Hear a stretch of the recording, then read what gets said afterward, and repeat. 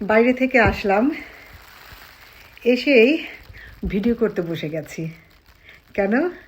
কারণ আজকে বাজার করেছি এবং সব কিছু আমার পছন্দের, যে জন্য আমি খুবই খুশি। প্রথমে হচ্ছে বিফের প্রাইস এখানে বাংলাদেশি টাকায় 1700-1800 টাকা। তারপরে এটা আমার ভীষণ পছন্দের জিনিস, ইলিশ মাছ 1 কেজি ওয়েট, এটার দাম পড়েছে 2600-2700 টাকা। 2600-2700 টাকায় 1 কেজি ইলিশ মাছ আমার মনে হয় যে রিজনেবল প্রাইস। এই তো, এরপরে যেটা দেখাবো সেটা আরও সারপ্রাইজিং, সিঙ্গারা আর পেঁয়াজু দুটা নিয়েছি 4টা।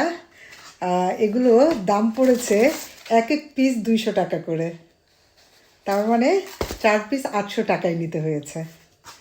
তারপরও পেঁয়াজু সিঙ্গারা এখানে পাবো সেটা তো আশা করি নাই, যে জন্য নেওয়া।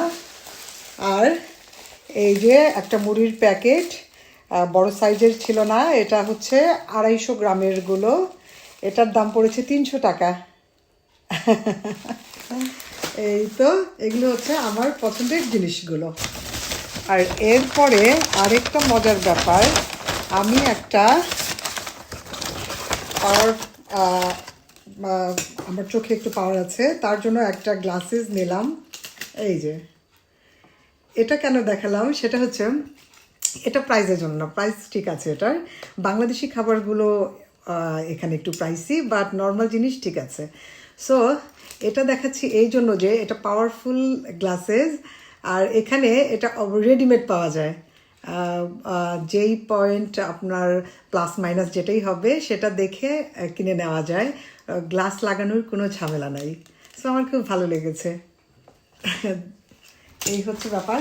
আরও বেশ কিছু শপিং করেছি, এগুলো paste, toothbrush, wet tissue, normal tissue.